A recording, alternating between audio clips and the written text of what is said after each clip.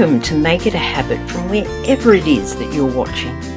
I'm Sister Agnes Clare, a Franciscan nun with the Ecumenical Order of St. Francis, and I'd like to share with you some things that I make a habit. My hope is that you will make some or maybe even all of these things your habit too.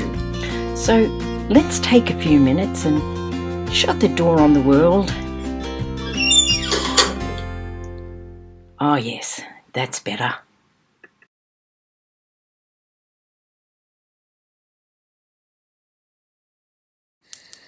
Winter has settled over Australia. The days are shorter, the mornings colder, and nature itself seems to be quieter. Yet beneath the surface, life is preparing for spring, and like bright stars on a clear winter night, July is filled with remarkable Franciscan saints.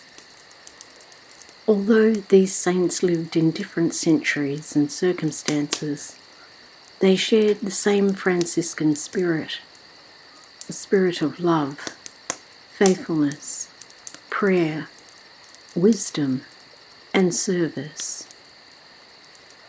On the 9th, we remember the martyrs of Gorkum. These Franciscan priests and religious were imprisoned and eventually put to death because they refused to deny their faith and their belief in the real presence of Christ in the Eucharist. They could have saved themselves by abandoning what they believed, but they remained faithful to Christ. Their witness reminds us that faith is not simply something we profess with our lips, but something we live with our whole lives.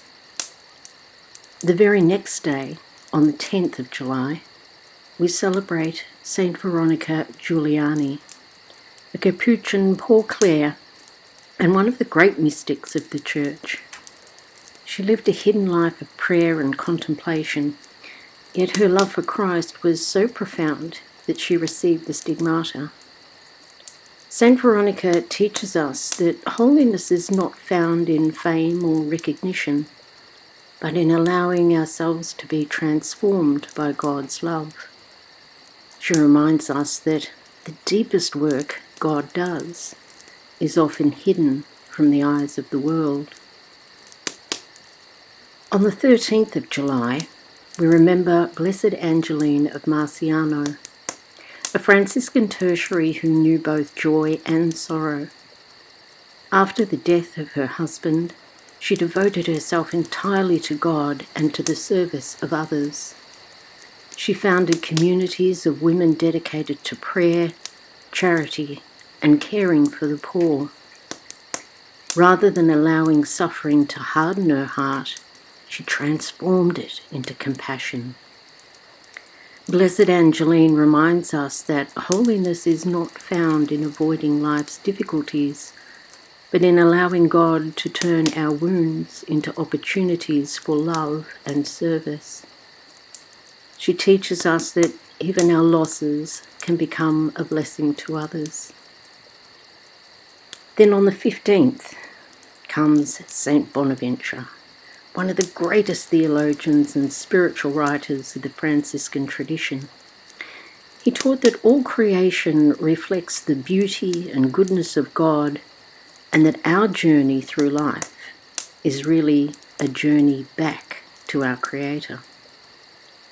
For Saint Bonaventure, knowledge and wisdom were never ends in themselves. They were pathways leading to love and union with God. On the 21st of July, we celebrate Saint Lawrence of Brindisi, a Capuchin friar renowned for his preaching and learning. Gifted with remarkable knowledge of scripture and languages, he used his talents not for personal glory, but in service to the gospel and to others. His life reminds us that whatever gifts God gives us are meant to be shared for the good of his people. Taken together, our July saints reveal the Franciscan path, faithfulness in the martyrs of Gorkum, prayer in Saint Veronica Giuliani, compassion in Blessed Angeline of Marciano, wisdom in Saint Bonaventure, and mission in Saint Lawrence of Brindisi.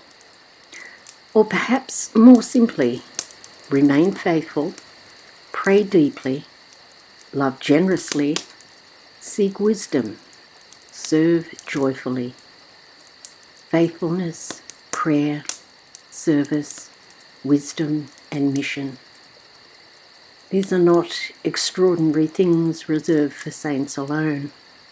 They are habits that can be cultivated day by day in ordinary life.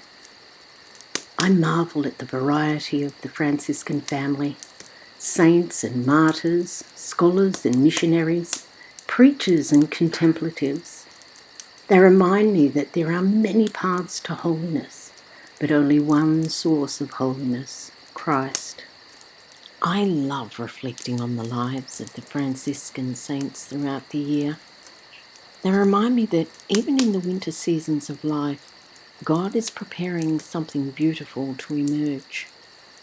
In fact, I try to spend just a few moments each day with one of these companions in faith, allowing their example to inspire my own walk with Christ. That's right, I make it a habit, and I hope that you'll make it a habit too. Please join me again for our August reflection, where we look at two extraordinary women, St. Clare of Assisi and Mary of the Cross MacKillop, Australia's first saint. The similarities are intriguing.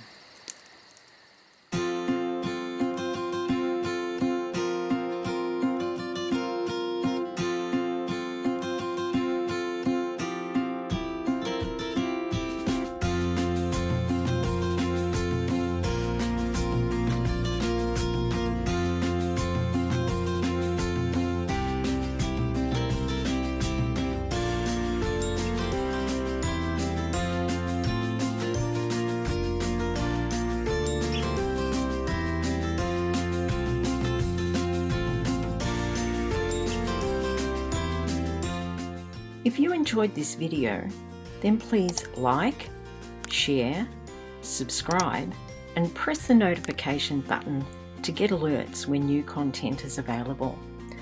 Until next time we meet, take care of yourselves and God bless.